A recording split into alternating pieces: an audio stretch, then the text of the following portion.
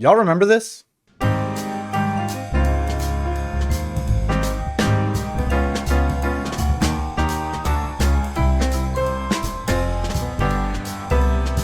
Man, that build was so fun and such an integral part of the Necromancer that I really wish Blizzard would bring the Rat Necro back in Diablo 4.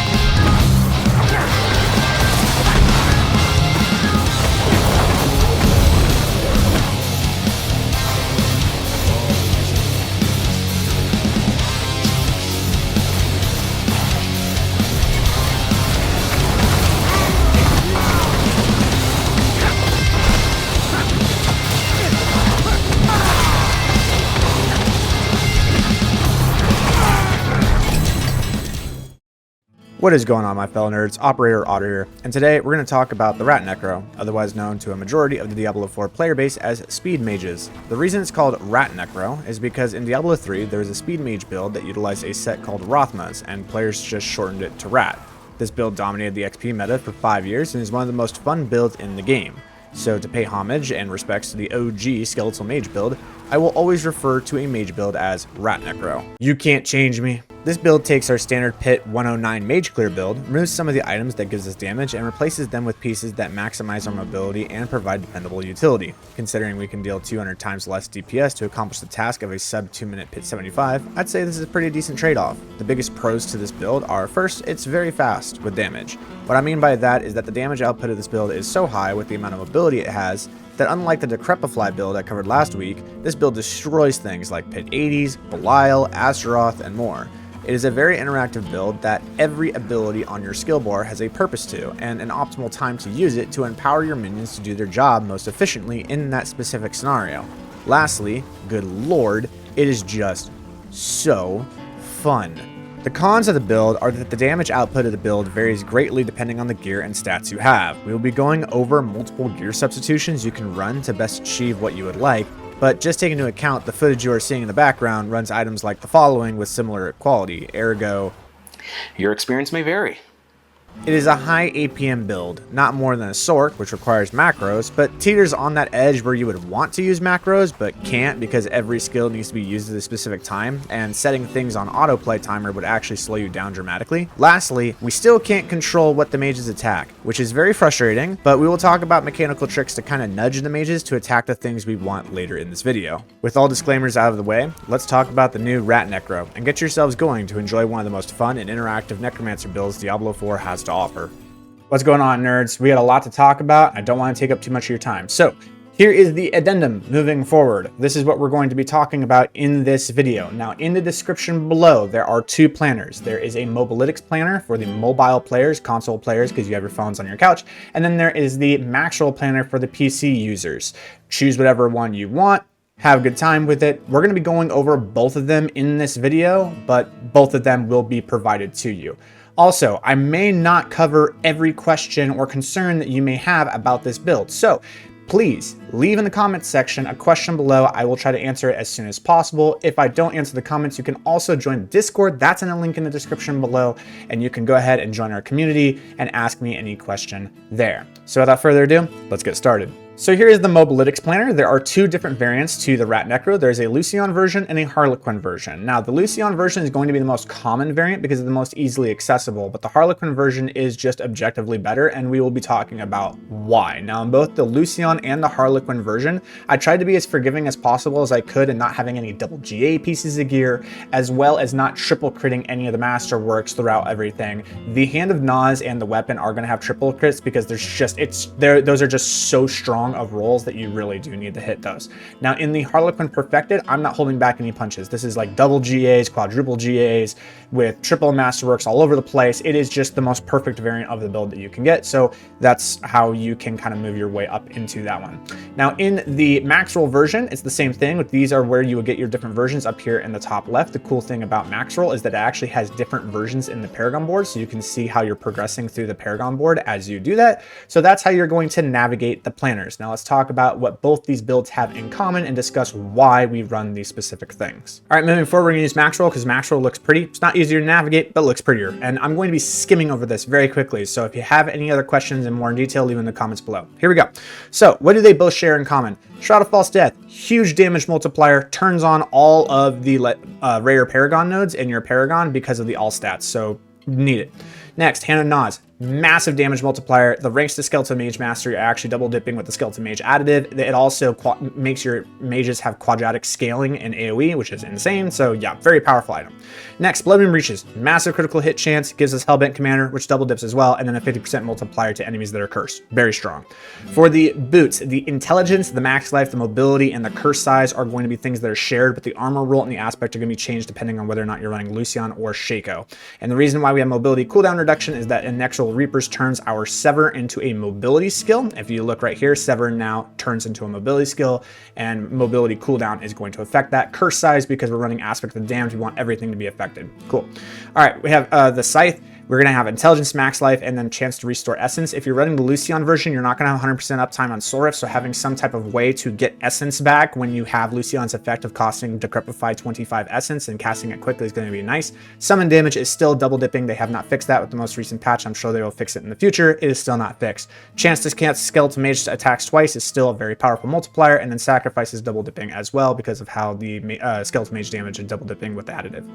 For the Amulet, the aspect is going to change depending on what variant you're running, but they're both going to have the same roles, which is the Intelligence, Hellbent Commander, attack speed, summon damage, and mobility cooldown reduction for the same reasons. For both the rings, they're both going to be the same, which is the Intelligence, GA attack speed, double hit with the single hit and the critical strike chance, ultimate cooldown reduction, summon damage, and we're going to be running animation and damned in both of them. For our Book of the Dead, we're going to be running the Reaper and Iron Golem Sacrifice. General multipliers sounds good. For the Shadow Mage selection, usually people choose this one because it's 1, 2, and then on the third we actually get an extra attack, which is a 50% damage multiplier, which is nice, but it's over time and it's not consistent. We want damage every single time in a speed build. We want consistency. Now, this is why I choose this one, but it was bugged before the most current patch. It maxed out at 6 mages, so it only gave you an 18% damage multiplier. Since the most recent patch, it has updated, so now it gives a 36 or 42% damage multiplier, depending on where you put Occult Dominion. So this has netted me the best results since then. For our Heroic Spellcraft, we're going to be running Thunderous Particle because this is going to shut down the suppressors, and then we're going to run Fracture Core, which is going to shut down the damage resistance aura, which is the aura that the champions give that give 90% damage reduction.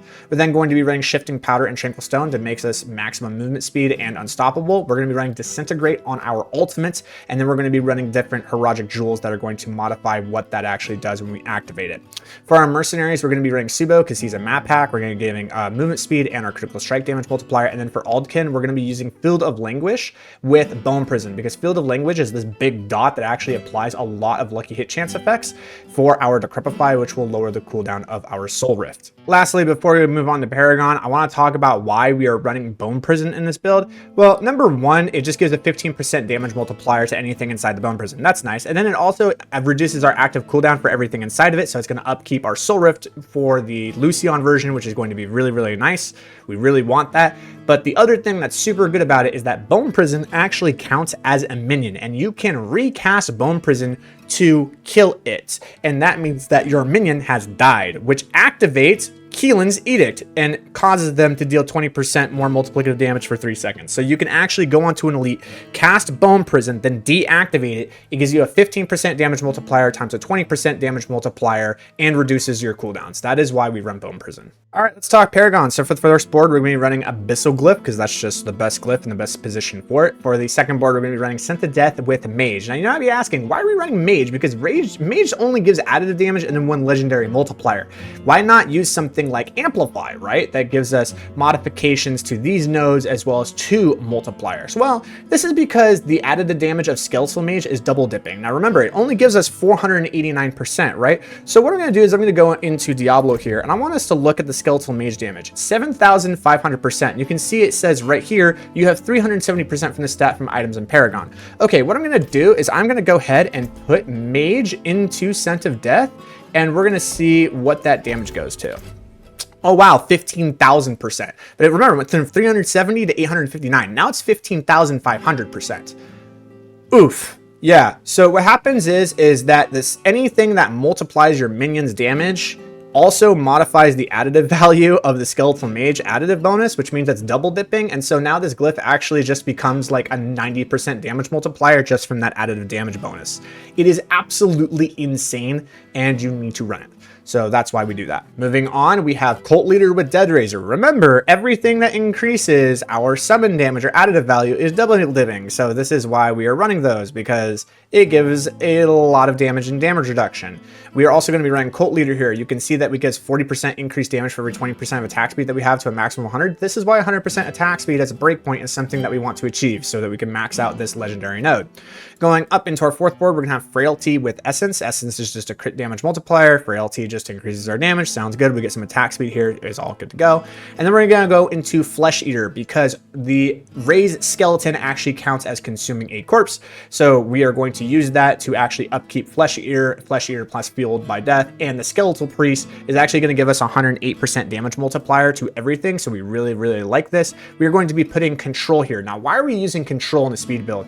That is because we're not trying to do a 7-minute boss fight in pit pushing. We kill the boss in like 3 seconds. We don't need that. This Control, what it's doing is that when we decrepify a target, decrepify slows the target. That counts as crowd control. And so as soon as we decrepify a target, this means we're going to have the Control glyph activated with the 20% and the 14.2%, which is going to be a massive multiplier to whatever target we decrepify, and we maximized our curse size tempers. So that's the reason why we run Control in that slot. So the first variant that we're going to talk about, which I believe is going to be the most common variant, and the reason being is because I believe people's skeletal mages aren't going to do enough damage to effectively run pit 70s and 75s. They're going to need a little bit of boost. And this is going to be the Crown of Lucion version. Now, the reason why Crown of Lucion is awesome is that it gives a 75% damage increase as well as gives cooldown reduction, which is 2 stats that we desperately need. So let's talk about the cooldown reduction first. The cooldown reduction that it gives is good, but it's not quite enough to actually upkeep Soul Rift. So the way that we actually have to upkeep Soul Rift is by modifying our Heroic Jewels here a little bit. The way that we do this is by running Luminant Eye. Now, Luminant Eye says it reduces your Catalytic skill by 25%. This is not Disintegrate or any of these skills. It is the actual skill that the Disintegrate is attached to, which in this case is Soul Rift. So if we go ahead and look at Soul Rift's cooldown right now, it says 24.67 seconds. If I put Luminant Eye in, give it a second to update, 18.5 seconds, pretty good. And with Nagu Zek, it's going to come down to 12.5. So it's very close to being able to upkeep. And the way that we are going to upkeep this is we have to be very smart about what we decrepify and what we bone prison, because bone prison is going to reduce it. And if we do it smartly, we should be able to actually reduce the cooldown of it just enough to be able to get it up, and boom, it's up. Okay, so that is essentially how we have to play with the Soul Rift. Now, the next thing about the Crown of Lucion is that it increases the cost of our skills by 150% for that 75% damage multiplier. Good thing that Decrepify doesn't really cost anything, and so it increases up to 75. But as you saw, with Soul Rift being able to be upkeep all the time, we don't really have that problem, do we? Yeah, we don't really have an essence issue. We don't need to really worry about it, so we're good to go. And I just reset my Soul Rift. So you can see how this build kind of plays out. So you have to be really smart about how you play the Bone Prison and the Decrepify. Now, the way that we're going to get our Sever cooldown really low is we're going to run Inexorable in our Amulet, which is going to reduce it to 2.3 instead of 3.5, and then we'll run Occult Dominion in our boots. So if we look at our boots, you'll see that I have movement speed here, and I'm not armor capped, and that's because Lucion does not give armor like Harlequin, so we need to roll armor over movement speed to become armor capped, which is easy, but now we're not as fast, whatever. Now let's talk about Occult Dominion. Occult Dominion gives me 2 more warriors and mages, and Hananaz says that for every warrior I sacrifice, I get a mage. So I get 4 mages instead of 2, which is super awesome. That means I go from 8 mages to 12, which is a 50% damage increase. But it also modifies this Book of the Dead choice, because it used to be 8 times 3, now it's 12 times 3. So it goes from 24% to 36%, and that is the same for Kaelin's Edict. Now the reason why in the Pit Pishin variant we use this one is because it's a 50% damage over time. We don't want it every 3 attacks. We want every attack to be empowered, which is why we run this one. And since the most recent patch, they have fixed it, so it does work properly. Now, what is the actual damage output of Occult Dominion versus not running Occult Dominion? Now, if we go into Excel here, 12 mages versus 8 mages, the damage difference is an 80.4% damage increase. If you go from 14 to 8, it is now a 129.5% damage increase. If you look at 14 versus 12, it is a 27.2% damage increase. So why don't we just run Occult Dominion in our Amulet for the Lucion version?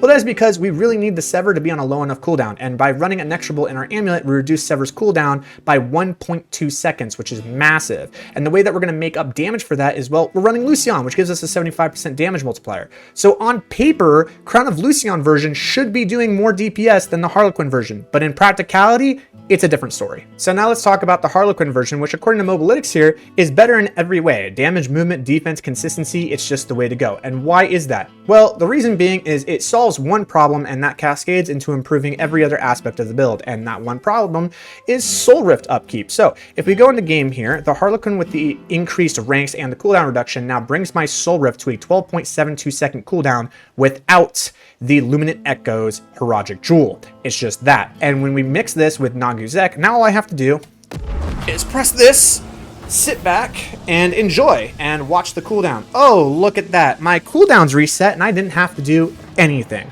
Yeah, that's the power of the Shaco. This also reduces the Sever down to 1.27 seconds, which allows us to move around very quickly. We can do things like this, and move around and have great mobility.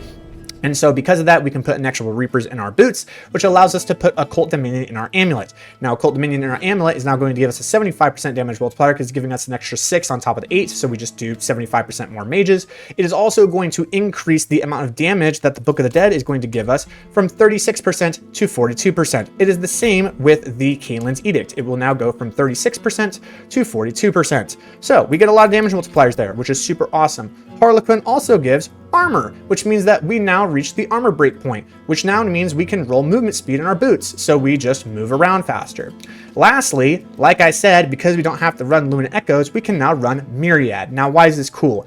Myriad before the patch, when you activated it, would only cause your attack speed to just go to 100%. It didn't go over. Well, with the most recent patch, it is now in the second bucket, so now when I activate it, I am at 130% attack speed. Why is this super cool? Well, this is because when you reap a target plus Myriad, it's going to put you at 160% attack speed. And at 149% attack speed, your skeletal mages hit a breakpoint where they go from attacking every 50 frames to every 42 frames, which is a 19% damage increase. So now your mages literally just deal more damage. It's super awesome and better in every single way. And if you have a GA cooldown Harlequin, I would highly suggest running it. It's just better. All right, so let's talk about the basic combo of the build. And we are going to be using the Crown of Lucion version just to show what Crown of Lucion's multiplier is. It's still the same rotation. It's just really important with Crown of Lucion that you do something specific, which is you cast Decrepify every 5 seconds because that's what's actually going to give you the multiplier on the Crown of Lucion. Now, the rotation, the way it works is that you're going to Sever into the pack. You are then going to cast Decrepify. You are then going to cast Reap. You are then going to Bone Prison the Elites. Then you're going to raise Skeleton 3 times. That will give you all of your multipliers up, and that pack is just going to drop. It'll look something like this. So I'm going to go ahead and preemptively have my Decrepify up. We're going to Sever in, Decrepify, Reap, Bone Prison, and then cast our Raised Skeleton. Now remember, with Bone Prison, you can cast it and then recast it and it'll come back down, and that is going to actually turn on the part of Kaelin's Edict that gives you the 20% damage multiplier. So one more time, we are going to Sever in, Decrepify, Reap, Bone Prison, and then we are going to cast Raised Skeleton 3 times. This is going to work the same with the boss because we've taken the points to get a corpse. So we Sever, creates a corpse, we create a corpse. The minion is attacking it is going to create a corpse by the time we curse it, and then we bone prison it, we raise the skeleton 3 times, and then the boss will just die. And that is your rotation. All right, so last thing before I let you guys go, we're going to talk about a mechanical trick with the mages, which is going to be forcing the mages in the fight or repositioning them and nudging them to attack what we want. So because we can't control what the mages attack, this kind of creates a dip in being able to actually maximize our DPS. And a trick that we learned in Diablo 3 was that if we teleport far enough, the mages are just going to spawn right behind us. So in this little illustration I have here, what we don't want to do is just walk up to the elite pack or dash right in front of the elite pack and let the minions attack whatever they want. What we want to do instead is actually teleport or dash past the elite cluster, and that will force the mages to actually spawn behind us right on top of the elite pack, and that is the way that we can actually nudge them to attack what we want. So I'm going to kind of show that in real time here. We're going to do what we don't want to do. So we're going to go up to this pack and we're just going to kind of take our time. And you can see how the mages aren't really attacking what we want right at that moment. So what we're going to do now is we're going to kind of go forward. See this pack? I'm going to dash past it. And now the mages spawn right in front of me. We'll go up to this pack. I'm going to past it. Do you see how the mages are spawning right on top of me? And now the elite pack just drops. Okay? That is what we want to happen. When you see an elite pack, dash or teleport right past it. It'll force the mages to spawn right behind you, right on top of those elites, and it'll decimate them. All right, fellow nerds, well, that's all I have for you. I hope you enjoyed the video. I hope you enjoy this build. This build is one of the best for Necros at the moment because it can just do everything to like 90% of the efficiency of what the best thing that activity is. It is perfect for open world. It is perfect for pit 75s. It is great for pit pushing. It is just an all-around good, solid build, but this is the speed variant of it. So I hope you enjoyed that video. The links for the planners will be in the description below. The Discord link will also be in the description below if you want to join the community and have any questions there. Other than that, have yourselves a wonderful day. Operator Otter